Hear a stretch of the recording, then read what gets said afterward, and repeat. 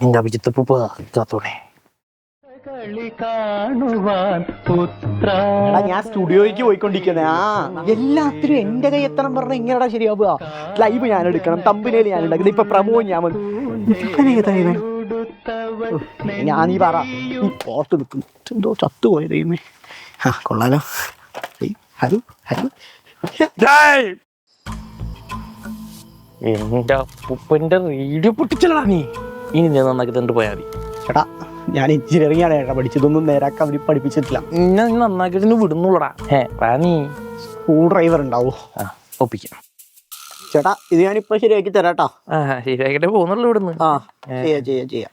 ചേട്ടൻ്റെ അപ്പൂപ്പൻ എങ്ങനെ ചേട്ടാ മരിച്ചേ? അപ്പൂപ്പൻ അപ്പൂപ്പൻ എടാ അപ്പൂപ്പൻ റേഡിയോ കൊണ്ട് തലക്കടിച്ചു വന്നാ.